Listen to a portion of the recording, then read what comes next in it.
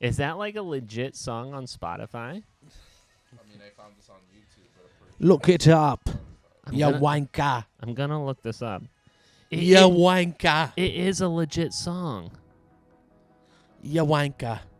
Yeah, I definitely know this guy. Now you're listening to Pastrami by Nathan Hartono. I missed that. And look, he's eating a big piece of meat. That's like his album art. Pastrami. Look at that. What's the next song? Okay, so we're going deep into the Nathan Pastrami here. Are we recording? We are. Oh, damn. We don't have to do this then. This is my jam right here. This sounds really similar to the song that Miguel was just playing.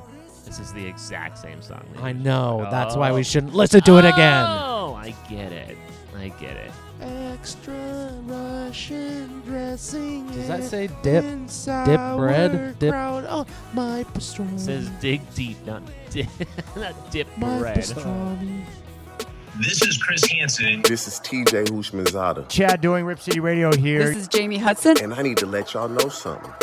You're listening to... You're listening to... And you're listening to It just makes This Just Makes Sense. It Just Makes Sense. Woo! Way better than Chris Hansen. Seriously. I want to get involved in the rigging of Fat Bear Week. In relationship to Fallout Boy. Oh, Fallout Boy. People are... Oh, Jesus. Oh, my God. I'm sorry. Yeah, we got it. cut that. Like, someone should hire you to be a protester. 4 bills dead weight. They're not getting you off that They court. look at me and I'm like, I fucking dare you. That's what I'm I saying. dare you. I mean, A like, tractor, there's nothing that can do. They gotta be forklift certified. Oh, I can't be a Cowboys fan because of this moral high ground that you are on. Bite me. Eat me. Bite me. Eat me. I mean, gosh. I'm so sorry to everyone that we just did that to. Everything I just said before that, I just made that shit up. Small enough and dumb enough. Small enough, dumb enough. That's what we want. That is It Just Makes Sense.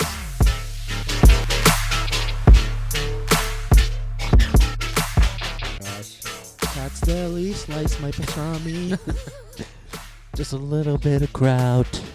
Hand me my plate. It was $7.50. Extra Russian dressing and some sauerkraut. Extra mustard's fine. I'll take it to go. Good job, guys. Good job. Learned a lot about you tonight. Do you cruise to that? Do you like drive to that music? Do No. you freaking cruise to that or what? I would. I was playing... Because I would definitely cruise that. That is cruise music. I was playing the Pump Up halftime song, and then I'm like, oh, I'm going to change it to something slow. So I just went, and right before I could search, it just showed Pastrami song. So I clicked on it thinking it was going to be a joke, and it happened to be fucking Yellow Card over really here. heartfelt song by Nathan Pastrami. Peterman. Or Hartono. His name's not Pastrami. Nathan Pastrami. Pastrami? I mean, he sounded good, and he never mentioned pastrami. You it know, really is a defection away from... He's using the likeness of Pastrami to push his music, and that To push is- his narrative on it's pastrami. like when people have their social media videos and they're hashtagging things that are trending, but they're not relevant to the video. So Why I do don't they- know, Nathan. Why they do that? Why are you trying to capitalize off the NIL of Pastrami for your music? That's all I'm asking. It's capitalism. We expect answers at official Capitalism. IJMS. Capitalism. why are you swallowing that? Capitalism. Try and say it like in a British accent. I was going to say, if that Capitalism. was your style of music, which I didn't think it was, very much mine, I listen is- to everything except heavy metal. is that I would have learned so much about you like I have tonight already before this podcast started. Sounds like stuff we're gonna edit. Do I bring it up? I can't bring it up. Bring what up? Yeah, Ashley listens to this. You're gonna. Bring Yeah, I up can't all the bring shit that up. Oh. There's a lot. Okay, this is like one of the first times we have had to like self edit ourselves a little bit You're because just gonna talk about butt eating. Well, yeah, there was that, but it was interesting because Butt eating. We're censoring ourselves too. is that Braxton and I were in a conversation over the weekend with someone in which we thought about, well, for one, I recorded the conversation because it was that insane. It was a very crazy conversation. Don't and mention it- his name. Oh, we're not going to mention his it name. got crazier and crazier by the second. Yeah, and so, like, it was funny initially, and then this person started, like, admitting to murders, and we're like, okay. Yeah, they may or may not have implicated themselves Yeah. to crimes that we probably shouldn't talk about. We're going to hope and pray that he was lying, maybe in a drunken stupor. We're also not going to mention where this happened. Yep. Everyone knows where it happened. No, Peter, No, they don't say don't. shit like that. They don't Don't know. stop. All right, it didn't happen. But there. yeah, we listened to it with some sober ears, and we were like, Well, I don't think we can play not this. That's a bad idea. Especially given the trajectory of the conversation with said unnamed person, what could end up happening to us if what they said was actually It ain't worth the True. risk, bro. Yeah. it is one of the very few times that we are self-editing ourselves. Yeah, good for us, though. Great decision. I played it for Miguel You this know- weekend with the full intention of airing it, though, and he was Yeah. like, we cannot play yeah, this. bad idea. Not lit. Not lit at all. The one thing to say, change the subject here. One thing that I thought about this week that I found very odd that at least I can't remember ever talking to you about, Peter. Do you know I have a brother named Peter? I don't think I did. You legit have a brother named Peter? I mean, there's a lot of them. I mean, there's a lot out there. It's not like, it's super uncommon name by any means. But I was just, I know like 3 of your siblings' names. yeah, well, there's a lot of them. But yeah, I just was thinking this week because I was watching my brother Pete, his Instagram, and then I was like, I wonder if Peter knows that I have a brother named Peter. Are we going to have like a little Spider-Man situation where we're pointing at each other at the wedding? Yeah, that would Yeah. be great. That's Will he what's be in gonna happen. Montana? No, No, just one of your brothers is going to Yep. be there. just Drew. Just Drew. Just Drew. It's gonna be good times. Trademark it. But yeah, I don't know. That was just a odd thought to me. I didn't even know that. So you've kept that from us. Yeah, I don't know. I know why. you're hiding I'm hiding Peter. brothers from us. Sorry. There's a lot of them. Have we officially said R.I.P. to Jerry Springer, by the way? Yeah, we did. But again, We very did? No, we important. didn't. No, we did not. Did we not talk about it on here? I know we talked about it internally. Yeah, not here. No. Well, R.I.P. Big It old doesn't bummer. count Jerry unless Spring. it's said here. This pastrami is for you, Jerry. As I raise my glass of squirbin. Sad Same, times. Exactly. Is the bald guy still alive? Which bald guy? The bodyguard. Steve The Harvey? security. No, Oh. the security that had his own show. Yeah. Steve. Steve Wilkos. Wilkos, yeah. Were you guys more Jerry Springer people or Maury people? Both. I liked Maury a little bit more because the chase scenes were so funny. And all the guys that would celebrate after they're Yeah. not the father is pretty funny. Yeah, like dudes would get up and just start break dancing on stage. It was hilarious. While the girls are running backstage crying. Yeah, there was one that I saw earlier today. Let me see if I can pull this up I very quickly. swear he's the dad. And they Let's just see. play you. They always had not only the you are or are not the father. They had all these people who had like phobias of random things too.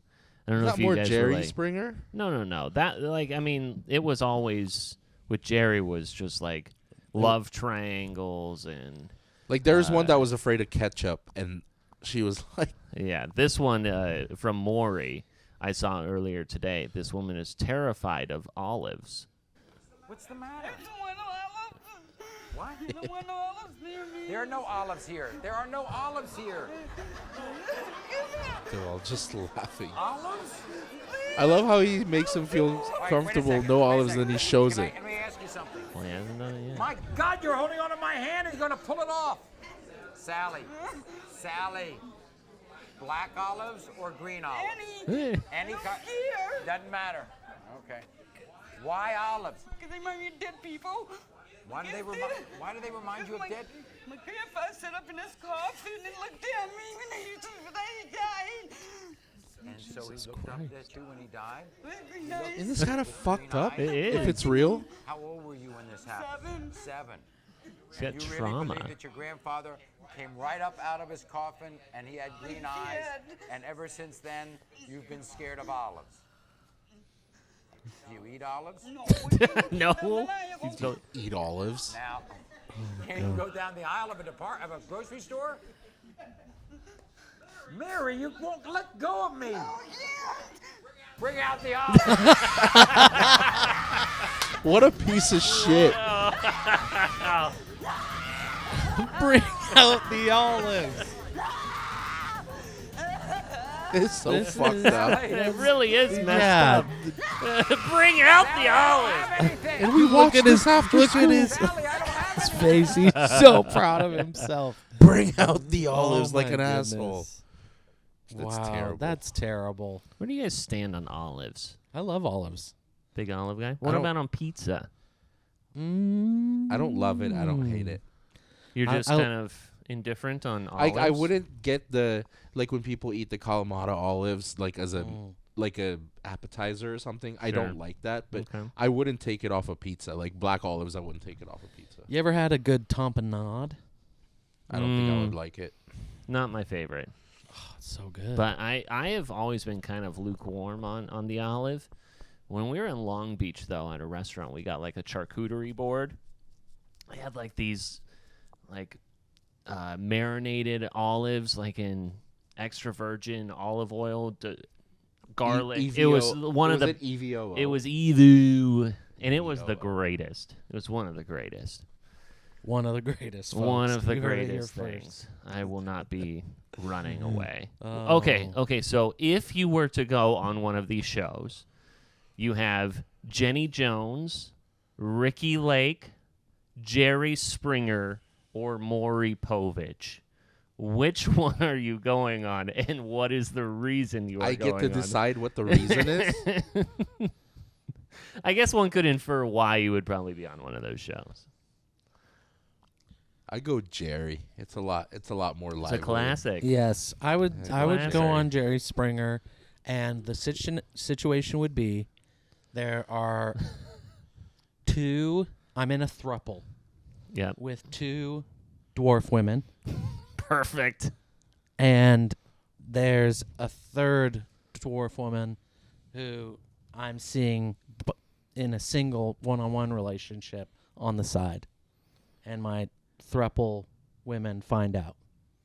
Ooh. That's would be what my I situation. would just be in a relationship with a fish. That's good. That's good. Like hot, steamy sexual relationship with a rainbow trout. A lot of head. Yeah. Yeah, there was a episode on Jerry Springer called "I Married a Horse." That was one of the episodes. That's a great one. Or the guy that was in a relationship with his car, in love with his car. Right, sure. Okay, let's see. I wonder how I haven't vetted this at all. Hold on one second. Let's just see. I just love the thumbnail on it. Is that cheese? Oh, this is a lotta?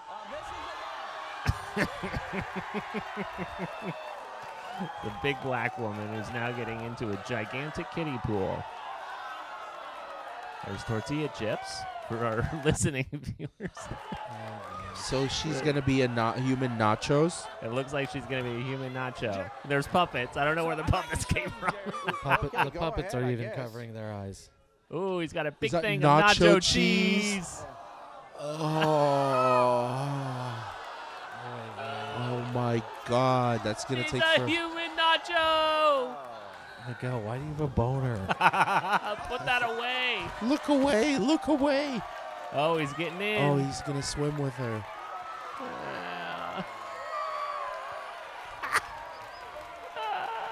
Keep your pants on.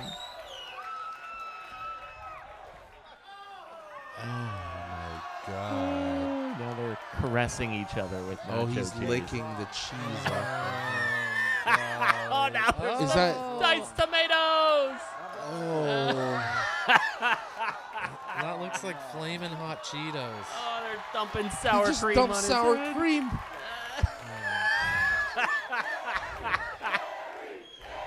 This guy has the best job. He's just doing this shit for fun. I was like 7 watching this. Where's the meat? Oh, there's the chips. No, the there's chips are coming. Okay, yeah. I'm hungry. Beautiful. So Jerry Incredible. Springer says I'm hungry. I skipped the context, so we have no idea why any of this is happening. We'll No need. report back. No, No, there's I no think need. It explains God, itself. it really is. Just talking about like the atmosphere of being a member of the studio audience in this. Yeah, this is more exciting to be part of the audience than any other show. Yeah. Like I would take this over like getting free stuff at Ellen or Oprah's. Like this would be way more entertaining. Absolutely. And everyone chased this, right? Yeah, I was in grade school during the summers. I'd watch this every day, right? Like right before, right after Price is Right. You just like find your way to the WB or whatever it was on back then. No adult ever said don't watch Jerry Springer was not on WB. Okay. Well, what was it on? Just Fox proper? I think so. All right. There you go. R.I.P. to Jerry Springer. Who knows? I wonder if you guys had seen this amazingly bad national anthem over the weekend. This is new? This is a brand new one. It was, do we know who? Oh, this guy. Okay, we'll find out together who this guy is. But apparently he has like 750,000 followers. Gideon? He's an R&B singer.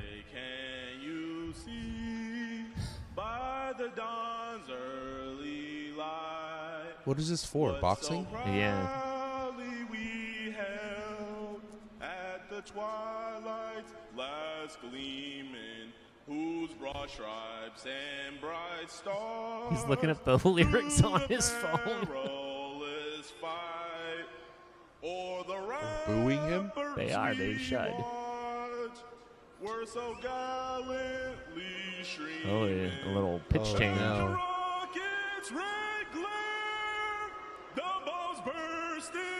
Wearing his man purse.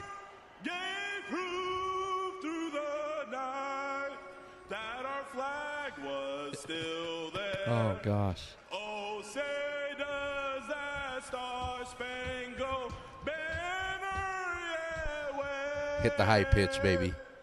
O'er the land Still relentless. and the home of the And the booze.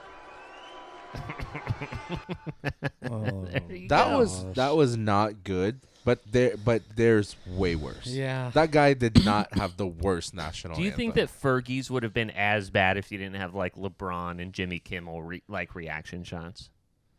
Yeah. You think? She was making it to be something that it's not. She Yeah, was that trying was- to make it into like a strip club sexy song. It was fucking weird. Yeah, just the audio from that is bad enough. Yeah. But like you can look up top 10 horrible worst national anthems like Roseanne Barr's in it for like a baseball game, and there's some other ones like people that at least this guy didn't fuck up. Like he didn't forget the lyrics or anything. Yeah, he had a just- little bit of help from He's Mr. tone deaf. Steve Jobs. But The ghost of Steve Jobs was the there ghost with of him. Steve Jobs was there. Where do you guys stand as it relates to Martha Stewart? She's a fine woman. Yeah. You think I so? respect anybody who commits tax fraud. She's a gangster. What do you think of her on the cover of the Oh, Swimsuit Martha. Magazine? This is real? 81 years old on the it is. 81 years old on the cover of the Swimsuit Magazine this Looking year. fine. Look Martha. at those hangers. God damn. Oh, goodness. It is Good for interesting her. that there's kind of a juxtaposition of like Angel Reese and what's her name? Livy Dunn on in the Swimsuit Magazine this year. And then on Then the it's cover Martha. On the cover though is 81-year-old Martha Stewart. You gotta respect that. Get it, girl. So She looks good. she actually does look very good. 81. She doesn't look like she's 81. So check it out if you haven't Because she already. smokes weed. Droop Ace. Droop Ace. So she realized how to all the tricks of staying nice and fit in jail. Martha's just Yeah. getting railed by Snoop. That's why she stays young. You think so, huh? They have to be banging. They spend a lot of time together. No, I think they just chief. Make millions. No, they bang, bro. All right, they bang. She probably blows You him. convinced me. With who? Pete Davidson? No, Snoop Dogg. Oh, sure. Pete Davidson. Jeez. PDD. What are you, nuts? I mean, he can bang anyone at this point. Oh, you think so? He can't Yeah. bang me. You ever think of Wow. that? Speak You for haven't yourself, met him dude. yet. You have not met him yet. Too late. In jail, did you learn a lot of like how to be fit? Like, did you learn the tricks, the tips and tricks of how to like be like jail fit, Jail body. jail body? Well, I was in a county jail, and that's a lot. That's a little bit different than prison. Prison is where you have, they actually provide the or equipment for you. This ain't no Pelican Bay, dog. But people got creative. Mm-hmm. You would use, stacks of books. You'd fill up water jugs. Oh, sure. Use other dudes' dicks for pull-ups. Yep. To pay it off, that's Angel Reese there in the Sports Illustrated. Thanks, and Pete. then, No comment. Then Livy Dunn as well. So I'm wearing shorts. Stop. we're on camera, so there you go. Livy Dunn's also like fucking 19, right? Like Yeah. 18, Yeah. 19. Not Yeah. down with 19. Why are you doing this, man? That's how it goes. That's how it goes. Sports. Now that we've sufficiently found our ways to get hard in a number of ways, both from a physical standpoint. Go hard or go home. Exactly. Hard. Exactly. We're hard. I guess we can start with the NBA playoffs, in which we will find in the conference finals the Lakers of Los Angeles. Why would you boo that? Because I lost money. And your Denver Nuggets. Woo! Yeah, let's LeBron. dial back to every comment that was said. Denver wasn't gonna beat Yeah. Phoenix. LeBron James. I'm on the Lakers No, train. this was Peter. Peter didn't think he thinks that Denver is just a bridesmaid. I have not been good with my NBA takes this year. Not so much at all. Not so much at all. I also said I thought Boston looked tired. Boston in Game 7 against the 76ers. You get 51 from Jason Tatum. And then the Miami Heat have been sitting pretty. So let's finish off. Let's talk about the Lakers and Warriors first. I'm interested in how you guys saw that series ending, and then kind of what's happened ever since. You have the comments from Steve Kerr, and then which has been like subsequently backed up by other players, which was afterwards Steve Kerr essentially saying that this roster was not built as a championship team this year. And I know you're going to say that it's the same roster that won the championship last year. I'm but presenting that the core is the same. the core is the same, but I get what he's saying. They just didn't have the biggest key, like the X factor is Jordan Poole. Jordan Poole averaged 21 for them last year. So when you were able to sit the stars, Jordan Poole was able to cover for Clay and Steph. Right. And Jordan Poole was not only a no-show in the playoff series, but really all season for them. Like, he wasn't the same player. Yeah, well. They didn't have that bench support that they usually do. I wonder if something like preseason happened to kind of put them in a funk. Maybe put a rift in the whole locker room. I do think that like ultimately is the biggest question coming out of this series, because the idea about like Bob Myers contract is up, and they're talking about like, oh, it's not as if they wouldn't ever bring Bob Myers back. It's whether or not he wants to come back, and whether or not a guy who has built the roster the way that he has, who has been so entrenched with these guys, who basically grew up as an executive with Clay and Steph and Draymond, I think that he is taking a very introspective approach about whether or not he can be objective enough to lead this team, and whether or not someone else needs to come in and make a tough decision, like getting rid of a Draymond Green, like kind of turning the page to Jordan Poole and to like a newer group of guys, and whether or not Bob Myers could like objectively make that business decision for the organization. The thing I don't like about the NBA is how things don't work out for a season. You have to understand, out of 29, 30 teams, or however many they have, only one's going to win. If you don't win the championship, whether you consider that a failure or not, that's like only one's going to come out on top. I don't like that the NBA and the organizations and the team make these rash decisions of just like, it didn't work out, let's blow the whole thing up. Yeah, which we will talk about here in a second with now another termination of like coach. Firing coaches, like just pointing fingers. I don't think there's anything wrong with the Warriors core. Steph isn't old. Clay isn't old. Would you bring back Draymond? For the right price? Well, I mean, he has a player option. If he opts into that player option, I think it's at like $24, $27 million. He's going to do that, because why wouldn't he? Unless like he thinks that like he's got a deal on the table for something long term. But I mean, if you're thinking that the potential of like, I mean, like what were you getting out of Draymond in the playoffs? Probably at sometimes just as much as Jordan Poole. You're getting 2 and 2 from a guy who's just like running his mouth and talking about like, how, he was so, entrenched in, I don't know, in his podcast and all this other stuff, where I'm just kind of like, how are you not seeing that you're part of the problem here? What Draymond brings to the table isn't something you see in the stat sheet, though. He's not that easily replaceable. Like, I'm not comparing him to Jordan Poole, because Jordan Poole you're relying on to keep the team afloat, to score.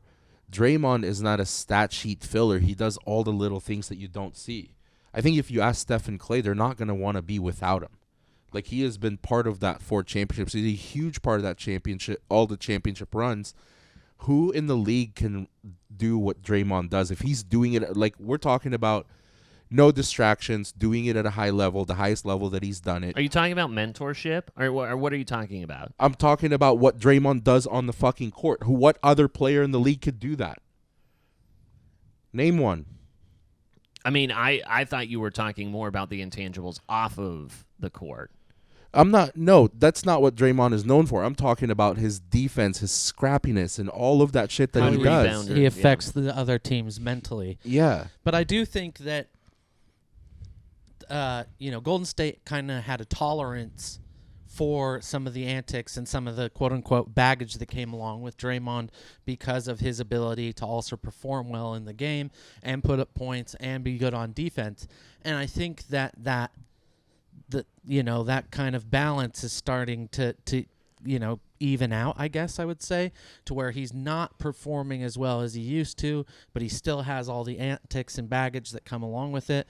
The value, I still think he's good, and I agree with everything that you're saying. I just think that he's not the player that he used to be, and so that tolerance level is starting to come down, I feel like, where they're like, gosh, is this really worth it? We're not getting what we used to out of him. Obviously, he brings a lot to the team, but definitely not as much as he used to. I think if we are talking about this failure of a season for Golden State, had they not won the championship last year, I think it would be a lot easier to look at and say, is this really working still?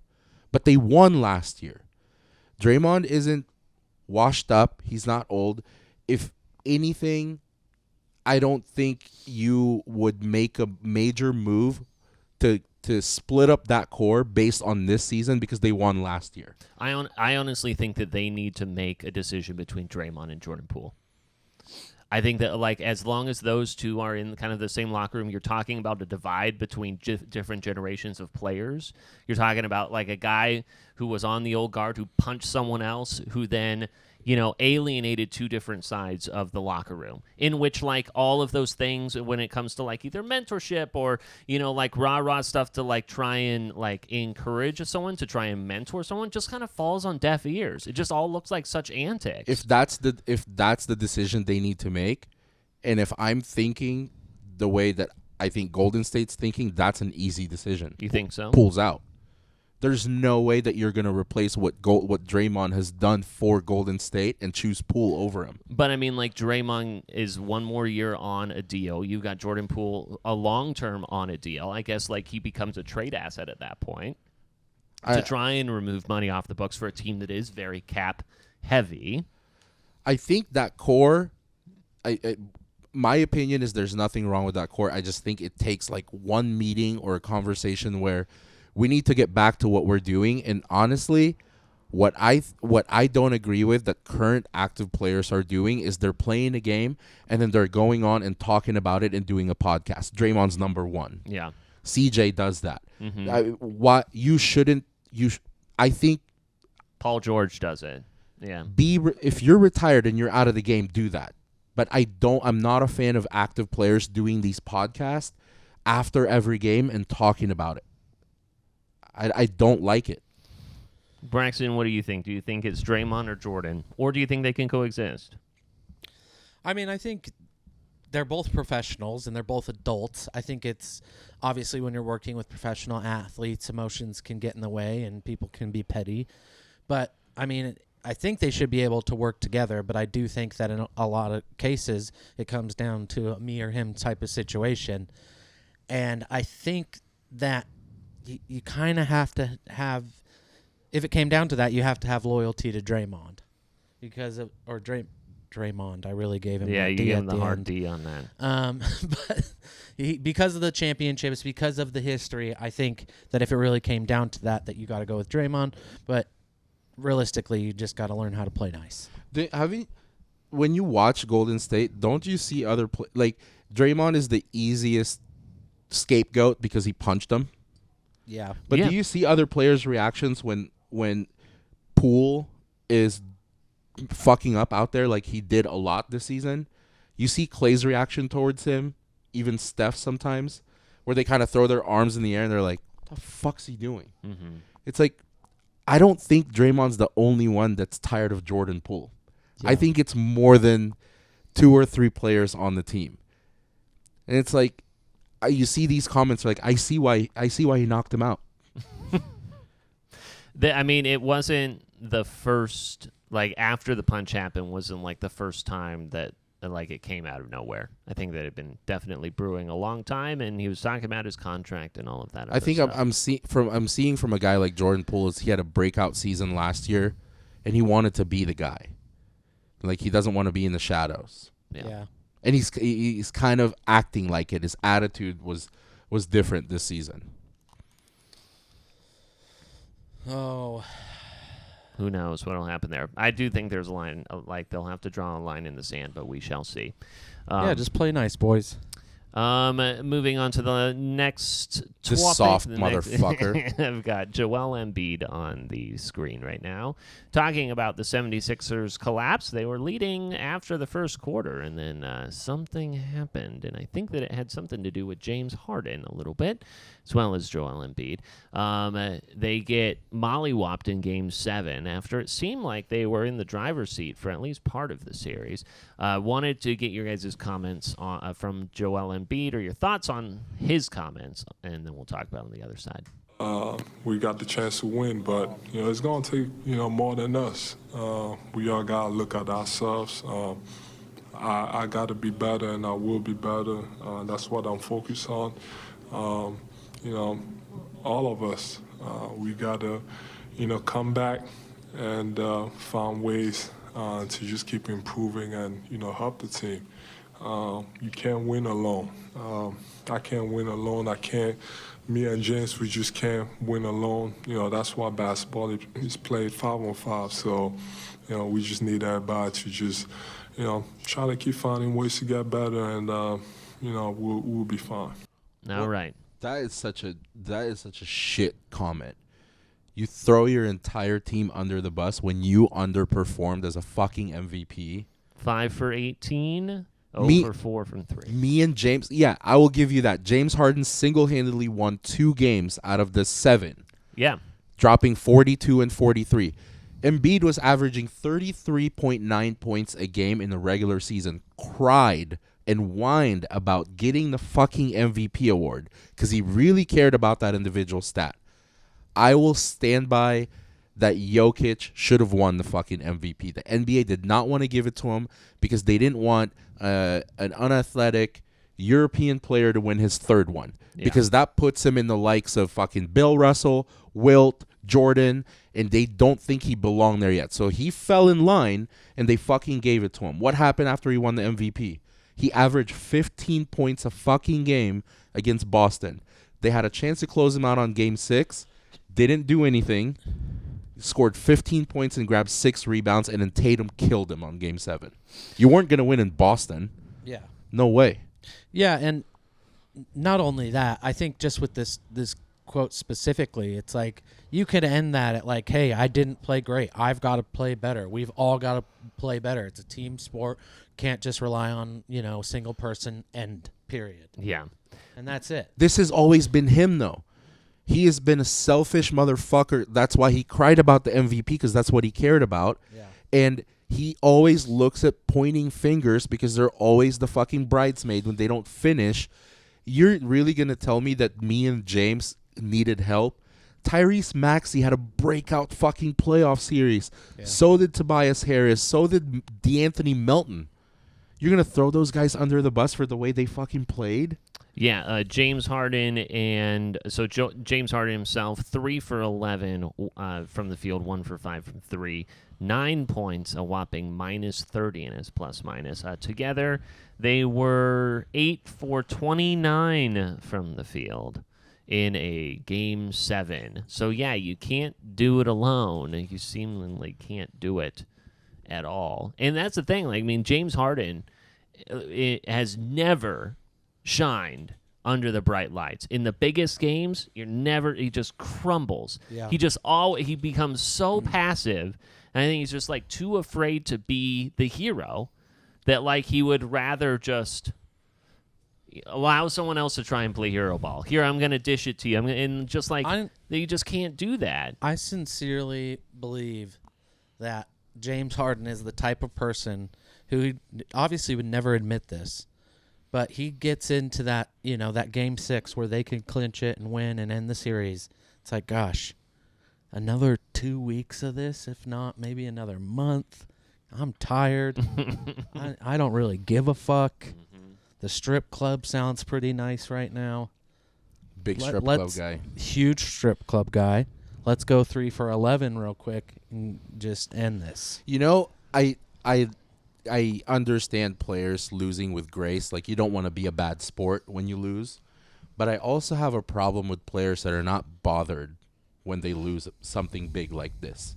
That's why I have respect for the Anthony Edwards of the league. Yeah, it's not very good sportsmanship when you don't shake hands and you just run out. But there's something to be said when someone is so competitive and they lose something they really want so bad. And you have the Embiids whispering to Tatum is I can't believe you go off for 50 on Game 7. He's not bothered by it. I want the guy that's going to be fucking angry because they lost. Yeah. They're not it. Harden's not it. He's not it. And you play for a fan base that doesn't have a lot of patience when it comes to this stuff. True. They're constantly losing in the semifinals, and Philadelphia fans aren't for that. Joel should come to Portland. He'll be might. accepted as the I barely want making the to playoffs. come back to Philly. I want to tie Philly back into a broader point from the Suns and Denver series. So the Suns get mollywopped in, they're eliminated now, then they fire Monty Williams. They fire Monty Williams, who was the winningest head coach since over the last 5 years. And once again, he never won him a championship, got him to the finals or whatever. But I mean, again, you've got a guy who has won 65% plus in his time, but then, this wasn't good enough. You've got a new owner, and maybe they want to put their own stamp on it. There's a couple of things here that I want to talk about. Number one is kind of the short trigger again of a team where they just go we'll just find someone else who will just take us over the hump. Who is going to be that guy? I don't understand who they think is going to be when you have a perennial playoff team who has navigated you to a finals, whose superstars are constantly hurt. Just every freaking season, Chris Paul or Devin, but someone is getting injured. It's always Chris Paul, but it's also someone else. And you're going to blame him? It's a scapegoat firing. That's really all it is, because it's organization's fault. I wouldn't even use Chris Paul as the excuse why they didn't win. You have Kevin Durant and Devin Booker, probably the 2 of the 10 best scorers in the league right now. I mean, you're getting 70 out of those 2 guys easy. But the piece that the team that the organization has put together is not going to get you there outside of those 2. Right, because what you did was you traded all of your depth to acquire one of those guys. Yeah. So, I mean, who is Monty Williams going to go with, even, again, barring an injury or whatever? You just have no depth. But he's going to be the scapegoat here. Yeah, and it's do you think these types of coaches come a dime a dozen? What's the next step for you? Who's going to be able to keep you at that level or better? The whole point of firing a coach is improvement, getting somebody who's better. And I think Monty Williams has shown that he's one of the better coaches in the NBA. He knows how to get your team to the playoffs and succeed, even with issues with injuries and depth and things like that. So I don't know. Look at the coaches that are available right now. It's insane.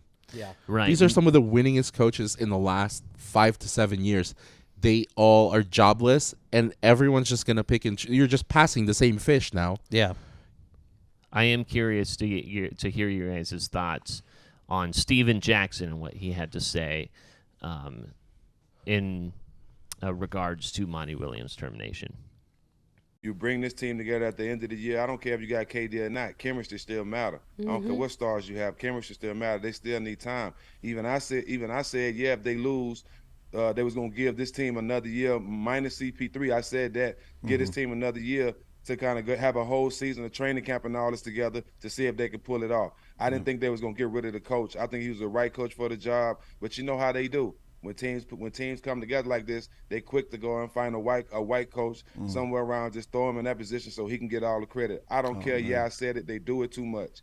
Every time a black coach comes into the league, he get the worst team in the league to start his career off under 500 coaching. He got a sorry team and he can't. His team won't win till he's 6 years in coaching where he finally gets some stars. But coaches a situation like this, they always find a white coach somewhere around, just like they did Steve Nash in Brooklyn, gonna throw him in the spot where the team is really already basically together. I think Monty Williams is a great coach, and that's why as soon as he, in the next day or two, you're gonna see him coaching somewhere else. He should have been having that job. They did Monty wrong. They know they shouldn't have done that. I don't necessarily agree with that. I think the NBA. I think it's the NBA and the organizations. I don't think it's a black or white thing. Milwaukee coach is dealing with that. Frank Vogel dealt with that, got replaced by Darvin Ham. So I think this is an NBA thing. I don't think it's a race thing when it comes to the coaches. Yeah, I besides that Steve Nash example, I really can't think of many more. I don't think that would necessarily be the case, but I don't know. I think this is an issue in the NBA all across the board. There are several circumstances of this happening. I think that it's absolutely stupid regardless of race. I think, these guys have worked hard to get their teams to this position. And again, it's this is what you want. If you can put your team in a position to, work for championships, play for championships, that's exactly what you're looking for. This whole mindset of always looking for the hot new thing, it's what are you guys doing? Like, why not cherish what you have while you've got it? I just think it's so much easier to get rid of the coach, whether the coach is black or white, than blaming the organization or blaming your star player. You're not getting rid of your star player. Yeah. So when you have a Giannis, when you have a Dame, when you have a Booker or and Durant, a DeAndre Ayton, let's not forget about DeAndre Ayton because of the new contract that he has, the fact that they were rifting as well. I mean, that has to go for something a little bit. I mean, obviously, if you're gigantic superstar players, but yeah, I just you think have Ayton on that team who coaches are just easier to blame, and it's easier to get rid of them than your star player. But Ayton is the biggest reason. You look at that series, you looked at who's done it right and whose team is performing and whose bench is supporting versus the exact opposite. Denver and Phoenix was night and day.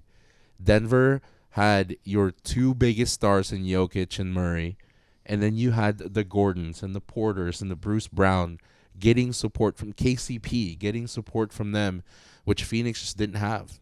And I said I was going to bring this back to Philly for a second, because if the logic rang true when it came to the Bucks and when it came to Nick Nurse with Toronto, and then it comes to Mike Budenholzer, when you have a team that is somehow underperforming, you have all these core guys. How come Doc Rivers still has a job? Yeah. If that's how we're treating coaches these days, what the hell has Doc Rivers done? I mean, Doc Rivers has been such an underachieving coach. You know, like he won a championship with Boston, but I mean, you did that with like a huge three there, a big three. I saw a statistic that when Doc Rivers is a head coach with a team in a clinching position, so they're won 3 games, they have one more game to win the series, he's like 11-30. Oh my god. That's disgusting. That is miserable. That really plays against Steven Jackson's argument. Yeah. Is like, yeah, he's been with his last championship was 15 years ago, and they have been just the Cinderella of every season that he's been, like, with the Clippers, with the Magic. Yeah. And then Philly. And he has the worst, like, sideline face when he's down by like 25 plus. He just kind of has his mouth agape, looking confused at the court. Yeah, terrible body language. It's not great. There's a really bad look and bad scene with Doc Rivers in the 2009 playoffs when he was still a coach of the Celtics, and they lost Game 7 to the Magic because the Magic went on to play the Lakers in the championship. Mm-hmm. And Dwight Howard you didn't see this initially, but Dwight Howard had grabbed the rebound and swung his elbow, and you barely saw it graze Big Baby Davis's head. And Doc Rivers is yelling at Glenn Davis to, like, get back on defense, not knowing that he just got hit in the head, and he was like stumbling where Joey Crawford had to catch him. Jeez. Because Doc Rivers is like, what the fuck are you doing? Like, let's go. And he's like falling over as he's trying to run back down on D. Joey Crawford had to grab, like, bear hug him to catch him from falling. Jeez. You want to know a very hot, juicy gossip about James Harden? Sure. Tell us. James Harden has a baby mama that is secret. Ooh, nobody secret knows. baby mama. There's an agreement that he's going to support them, pay child support and all that, but everything's on the hush-hush. Sure. Who told you? She lives in Vancouver, and she's in the circle of somebody I know. Interesting. Oh, my God. Interesting. That is some tea We here have on got the IJMS. tea. We mentioning no names. No names. James Harden. Yeah, except for James Harden. Yeah. One name. The one name. Full name. No more names. James Jr. Yeah. Okay, 2 names. 2 names. Okay, so before, there's a couple of little nuggets here before we, I guess, talk about, we'll get the predictions of the Nuggets Lakers as well as Heat in Boston here coming up. Thought it was interesting that in Game 7, Eric Lewis was one of the referees for that closeout game. Eric Lewis, we talked about earlier on, the Boston guy? is the referee whose family loves the Celtics. Eric Lewis, now 12-2 the Celtics are in the playoffs when Eric Lewis is a referee. 12-2. That's getting egregious. I mean, like, and you know that if you're the NBA and you know that news is out If we there, know it, they know it. Absolutely. And you still put him on that game? I mean, everyone's already pretty egregious. It'd be more sketchy though had the game been close, but I mean, fucking Philly got blown out by 30. That's true. That is quite true. I saw, and I don't know about this, something about Julius Randle and him kissing his wife. What are we talking about here? After the game, after they had lost, I think his wife came down on the court and he gave her a kiss. And one of the old heads that, a lot of the older players have a problem with the league today, Kenyon Martin had a problem with that. Saying his point was you need to be focused on basketball. Why? I'm like, kissed his wife. What the fuck's the big deal? Julius Randle has gotten a lot of criticism. People were like ripping down his posters outside of MSG. Stephen A. went off on Julius Randle. I mean, he's technically the star of that until Jalen Brunson went off. But Julius Randle's technically the guy that you give the ball to for New York, and he didn't do anything. Yeah. This playoff series. Allen Iverson, they were showing this yesterday. Allen Iverson was getting his braids redone by his mom during a game one time, and people are all mad that Julius Randle is kissing his wife during non-play. That's just ridiculous. How silly! I think their point, I guess, is because he hasn't been playing well. But I'm like, I don't think kissing his wife is distracting him from playing well. I think he's just playing like shit. Isn't the phrase "God, family, basketball" in that order? Student athlete. Student comes first. Pastrami. Pastrami. All right. Who took my weed pen? Pete? I mean, I knew it was you. Yep, you still have it. Do you need to acquire your pen? You were just smoking it 2 minutes ago. I know, you just had it. Okay, well, while you try and find your pen, I will go ahead and set up our next topic, which is that Morant has got himself in trouble once again, wielding a pistol on Instagram Live. And at first I thought it was a joke. So, okay, I watched it in real time. Or not real time, I didn't watch it live. But like I was watching his live. Instagram Live. No, so I watched it originally, and when they were like, oh, like Morant seen with a gun on Instagram Live again, it's kind of funny that his friend finger guns a little bit, and I go, oh, they got him! They got him! He's wielding. He's there with a gun, and I just thought that it was like the finger gun, and then I slowed it down and actually he had a real gun. Yeah. What's he trying to prove? Well, what is he trying to do? Idea. I have no idea. I mean, they did that whole like therapy session didn't with he go Jalen Rose on ESPN. Didn't he go to rehab? Counseling. He was away from the team. You know how LeBron did the announcement to go to Miami? That interview with Jalen Rose with Morant, it seems so. It was like 2 stools in a big room. It was like a therapy session. Like, I'm a changed man and all this. What was the whole point of that if you're gonna go and after the season and do the fucking same thing? Yeah. Can I ask something? Obviously, it's not illegal to own guns. So does the team or the NBA just have a policy that, like, hey, just for PR reasons, we just don't want you to do this? We're going to fine you? Right, because, like, there's a number of avenues here. Number one, the whole issue became the story about whether or not he had transported it on a team plane during that. So there was that aspect of it. And the whole issue with the kid on his property and that he... Right, him like pointing the gun Brandishing a weapon. So there's number two. These guys can be punished for, codes of conduct and, detrimental to whatever. So there's those 3 aspects there, and now you have this warning. You have been away. You have tried to absolve yourself. You've tried to say that you are healed, vindicated, whatever. Changed, any of that, and yet cured. And yet, it takes 2 weeks after. But at this point, you're not questioning the rule anymore because you know the rule's in place. It's the same thing as like if you get drug tested and you smoke weed, you're not going to be participating in the event, kind of like the track athlete, Kerry Richardson, right? The rules in place. So with Ja, he has been suspended for doing this. Now he knows that if he does it again, there will be the same, if not bigger, punishment. So what is going through his head that he, like, what are you trying to do? What are you trying to prove? Also, how, like, what is, like, the mental side of this? Are you addicted?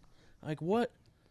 How can you just not be around guns? Like, I don't know. I guess it definitely a different cultural thing. Yeah. I didn't grow up the way he did, not even close. I'm not going to try to understand that. But also at some point, it's like you're a professional athlete. There's millions of dollars on the line. I'm sure you're able to help your family and family for generations beyond this because of your abilities. Like, is it that hard to just be like, I'm going to handle the guns on my own time, on my private space without Instagram Live? The thing that's becoming a joke is we're not talking about a guy who grew up in the projects. That's true. He grew up. That's why people make fun of him. Is like, are you trying to show us that you're OG by carrying a gun, that you're hard, that you people should be scared of you or something like that? Because he grew up pretty preppy. Yeah, in an upper middle class home. Pretty affluent. Well, then what is he trying to prove? That's what I'm saying. Like, what is going on in his fucking head? Maybe he just never had his teenage years in which he was able to get a little feisty or something. But it is kind of crazy the fact that Jalen Rose said oh well, I got away with something. We hear that all the time where NBA athletes or athletes from the 90s or whatever oh man, if we had social media. Well, hey, you can just, as an athlete, choose not to have social media. I mean, you just, not turn on Instagram Live. Hey, I have a gun in my hand. I'm with my friend, and we're listening to music or whatever. And, your first instinct is to turn on Instagram Live. And that's the thing, one of the things that got you in this in the first place. What is not clicking there? It's the same story. Yeah, I think, first of all, you can feel how you want about guns. Maybe there's a time and a place for them, right? But obviously it's not in your buddy's car driving around. First of all, let's, just maybe put your guns in a safe at your second house or something where you can have fun with them by yourself. And then also, dude, get some new friends. If that's the thing, is you're surrounding yourself with not the best people. If they know that you can get in trouble for this and they fucking post it for everyone to see, get some new friends. It's almost like an ass backwards thing, to gain street cred. But every time you show something like this, people just laugh at you because this isn't gaining you street cred. Life. You're ruining your career. When Jalen Rose was talking to him, he's like, I remember I am seeing myself in you 20 years ago, Fab 5 days. But the difference is, Jalen Rose did not grow up in a good neighborhood. Jalen Rose was in fucking, what do you call that? Trap houses and shit. Mm-hmm. Got caught, being in that house. He didn't have good people around him, not by choice. Those weren't his friends. He actually went through what John Morant is, almost wanting to be a part of, just for to get street cred, for people to think you're hard, that you're a gangster. Yeah. What is it? I would love to get some truth serum on John Morant and his motivations, because I'm not sure what it is. It's just very confusing. Again, that he didn't have his juvenile days in which he could be a little bit reckless and he's trying to make up for it. There's got to be something psychological. Also, involved. wouldn't you be hurt by some of the comments, mostly that kind of targets your family indirectly? A lot of the older guys, like the Shannon Sharps of the world, he made a great point. This kid is acting like he doesn't have guidance from another male. His dad's around. But if your job, wouldn't you look at that as that's disrespectful to your dad? He's not around to guide you. Shannon Sharp is almost saying you need older black men to guide you to not do stupid shit. Where's his dad? What is his dad condoning this, or what's he doing? But he's also a grown ass man. Your dad shouldn't have to come in to reprimand you and tell you what to do and not to do when you're in your mid-20s, especially as a professional athlete. He is not, this new to the limelight. He's been popular for a while. But since his college days. if you're John Morant and you are a grown man, wouldn't you think that you doing this and getting caught is a bad reflection on your family and your dad? I mean, he's considering that people are yeah. making these comments. So why are you making these decisions? He's an ambassador of the Morant family. He's Camera an is- ambassador of the NBA. Of You're the a Grizzlies, superstar in the everything. league. Camera is Nike. Paparazzi and cameras are on you at all times. You don't have privacy anymore. Especially that you've put yourself in the limelight recently for all of this. And if you think anything of his father, if he's in this conversation, it's like you've got to imagine that he's reached out to him and been like, "Hey, let's tone it down, buddy." If he costing yourself millions, exactly, tens of millions. So you got to imagine this is something that he's choosing to do, probably with not a lot of appreciation and support from the people around him that love and care about him. I can't imagine that they're thinking that these are good ideas. So I am a father of a 4-year-old. And Congrats on the sex. Thank you. I'm not trying to diminish Ja Morant to a 4-year-old, to a, essentially just a toddler. However, as a parent, I have learned that kids will continue to push to see how far they can go. And they will find the line, and then they will push that line again and again. And they'll see how far they can toe the line to see what they can get away with. And the thing is that Ja Morant is tiptoeing that line, and it's mixed with a crazy invincibility complex that he has received from the life in which he lives. So, when you're talking about checks and balances and accountability and all that, he's finally, very publicly learning what that is kind of for the first time. And it's very serious. Very serious. I mean, he's fucking... I get the comparison, kind of, but he's 25. Yeah. He's in his mid-20s. You're a grown man. This isn't something... This is your decision. This is your choice. You're not looking at this like you're fucking 9 and you're like, oh, I'm trying to figure out what's right and what's wrong. Am I going to touch that? It's hot. He's 25. You fucking know at this point. Yeah, and it's not like, everybody, if you look back to when you're 25, you're like, oh, I was so dumb, I didn't know as much. But at the same time, 25 is old enough to know that right and wrong. And especially, I think, when you're 25 and a professional athlete, you are literally media trained not to do stuff like this. And I think the biggest thing, at least that concerns me about this, is where does this lead to? What's the end of this, whole charade? Right. Is somebody going to get hurt? Is he going to be in a precarious position? That's what nobody wants to see. He's an amazing athlete. He obviously has done great things for the Grizzlies organization to kind of put them back on the map. And he's the type of guy that could be generational talent and be around the NBA for a long time. Yeah, and the thing is that, I think that one of you has said it for sure on the podcast, and it's a pretty common phrase, but it's like talking about you haven't met a person yet who, is willing to use that gun or something to that effect, right? Mm-hmm. And that... I thought you were referring to grow up, Peter Pan. That also applies. But, there are... Now he identifies, all kinds of athletes identify with certain numbers of things. This is going to plague and scar Ja Morant forever.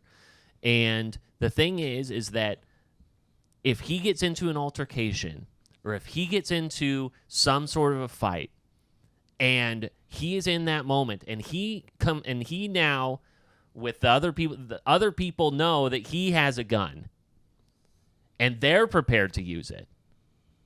That's some serious stuff. All of a sudden, they're wondering now, hey, I've got myself into this predicament, and you already know that he has a gun. Yeah. You don't have to guess. It's running into the wrong person. Yeah, you run into the wrong person, and all of a sudden... it's just over. And I don't necessarily know if he understands the consequence of that. And in the basketball world, I'm also wondering, what's going on in your head outside of off-the-court shit that you're doing The Grizzlies had their best finish this season as the second seed.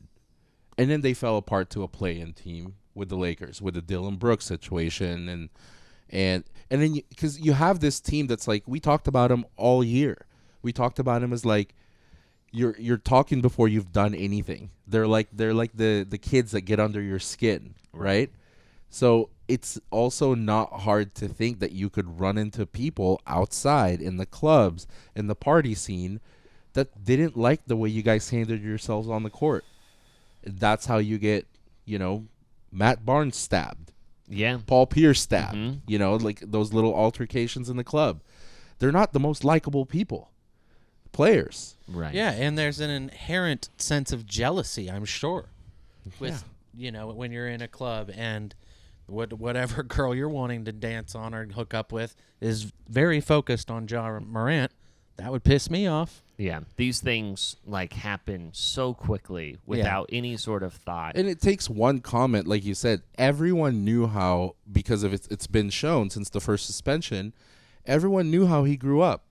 There's going to be that one guy that's like, you're not hard. Like, what the fuck are you trying to do? To eke him a little bit. Yeah, and you push his button, and then there you go. Like, that's when shit hits the fan, and that's when things go wrong, go downhill, and it's all bad. And it's just like, it's such a distraction from where they could build. They were the second seed. They were the second best team in the West outside of Denver. Yeah, and now he's going to be out for at least a quarter of the season next year. The leader's going to be out.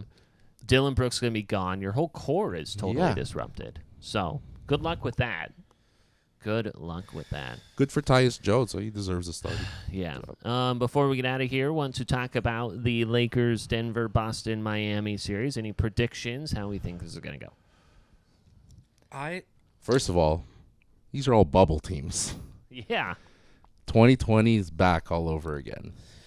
I don't mind the matchups. I think the obvious matchup everybody wants is LA Boston. Yeah. It's being manifested and people are calling it rigged at this point, but yeah. Yeah, I think that's kind of that would get the most eyes on the finals probably. I do think that LA's experience will maybe eke out the talent and stability of Denver unless it goes to like a 7. I think if the Lakers can handle it within 6 games, but if it goes to game 7, the Nuggets probably take it. And then on the East, why not Miami? Boston just came through a very tough-fought 7-game series against a rival. The Heat are kind of overlooked. They didn't have to play all 7 games against the Knicks, so they have a little bit more rest than the Celtics do.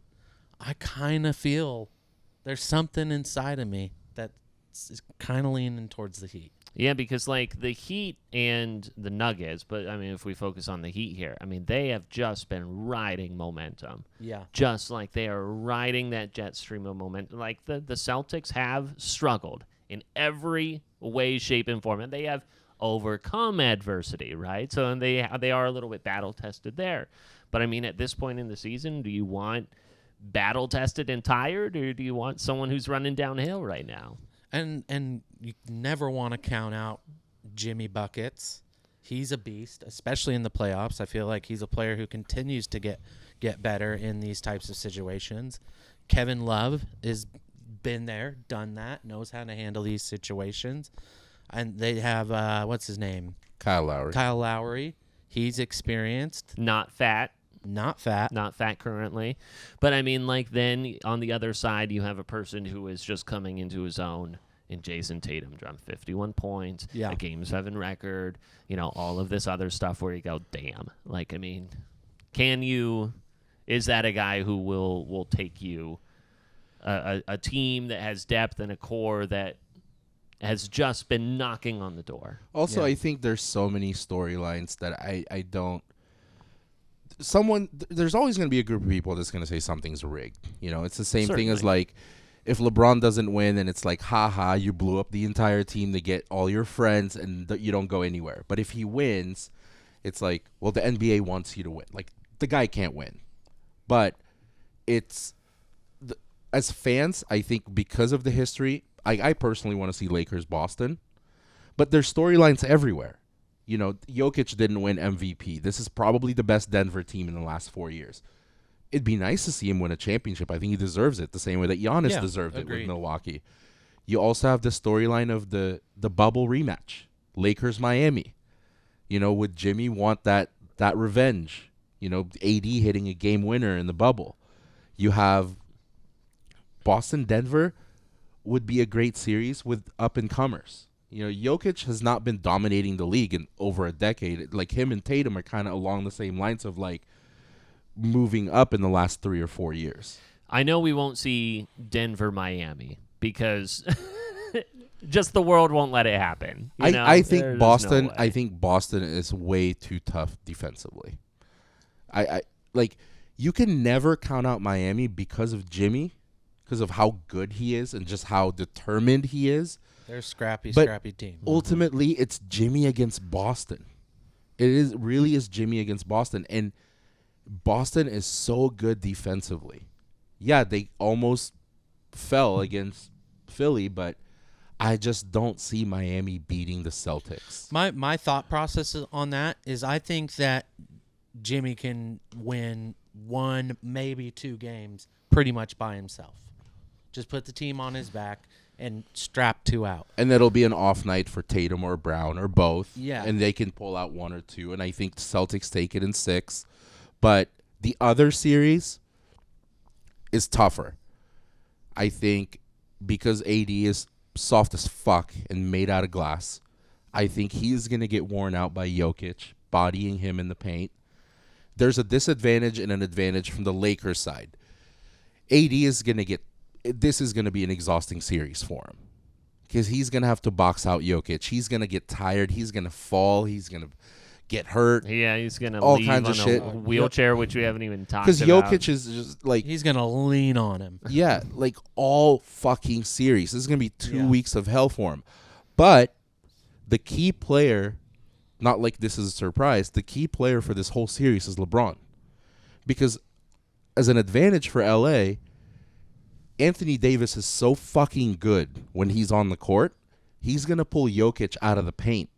And that matchup of pulling him out of the paint opens it up for every other Laker when Davis is playing from out the three-point line.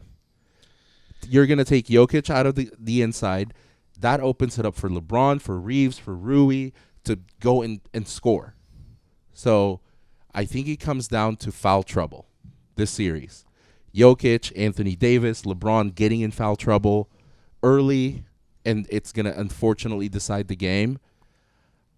I think Lakers take it in 7. Absolutely no love for the Miami Heat right now in the series at plus 400 to minus 525 to the Celtics in the Eastern Conference Finals. Then you have Denver at minus 160 to the Lakers at plus 135 in that series. Overall, the championship odds plus 100 for the Celtics, plus 240 for the Nuggets, plus 320 for the Lakers, and plus 1,600 for the Miami Heat. Wow. No respect. I took a exact outcome parlayed together on DraftKings. I have Boston beating Miami 4-3, and I have Lakers beating Denver 4-3. I have both going to Game 7. I don't know if that's going to happen. Who do you have winning? If Lakers play Boston, yeah, I have a future on the Lakers beating Boston. Not an exact outcome, but just to beat them in the championship. I will go Denver-Boston in the championship with Denver winning. Should we make bets? I was going to take the Lakers as well. Overall? Yeah. Lakers Heat. Lakers win. Lakers Heat, Lakers win. Since you don't think the Lakers will win, you want to place a bet on just a champion? Who's your champion? Just the champion. Or do you want the series? I'll take the series. I mean, we can do that. So you'll take Denver in the series. I'll take Lakers. Uh-huh. Just whoever wins. Mm-hmm. How much? I mean, we're at 20 or 50. Rich Peter. I know. Let's do. I've already lost 100 to him, so let's. Okay, and Miguel, let's do the exact same bet, double or nothing. On the 20 that you lost. Yep. Okay. Double or nothing, 2-1. Heat Celtics. No, I'm not giving you odds again. Come on. No. He's trying You to heard sneak those an odds? bet in there. You heard those He's odds? trying to No, sneak I an gave you bet. odds because you were down, but I'll give you the double or nothing with no odds. What are you proposing? Oh, that I'll take the Heat. You take the Celtics. For double or nothing on the 20, no odds. No odds. Boom. Deal. So- Okay, so you're and at then 20 and we're at 50. 50 for Lakers Denver. Dig it. All right. Put it on the ledger. All right. Put it on the ledger. That's all I've got for tonight, boys. Anything in football happen? Just schedule release. I'm so bummed that we're not going to get to see the. Browns are coming to Seattle. I'm going. Hey, I'll go. I know I wasn't invited, but I'll go. Yeah, no, this is me inviting both of you. I don't have gas. No gas. Train. I got 26 hours coming in August. Yeah. Oh my gosh. Oh goodness. So that's all really. In I the think we got a NFL. lot of football coming up. Yeah. When we do future bets, I did receive a parlay that my friend did that division winners. And it looked good, so I'll share that when we start placing future bets on NFL. I did that last year. I think I got I was close. 3 correct. Oh yeah, you were doing pretty good there. I missed one division because I took the Chargers instead of the That's Chiefs. not good. There's 8 of them. Yeah, I I didn't know say you. it was good. I think you thought that you were gonna get all 8, and you were like 4 for 8. Not me. Oh, okay, maybe it wasn't you. It was me. Yeah, it was him. I was very I confident. missed one division, remember? Oh, that's right. I took the Chargers Yeah, you had instead the of the Chargers instead of Chiefs. the Chiefs. It was stupid. idiot. Well, pinch my nipples and call me daddy. Okay. Clear eyes. Hard. Can't lose. I was sneaking that one in. The last word, huh? I had to sneak it in.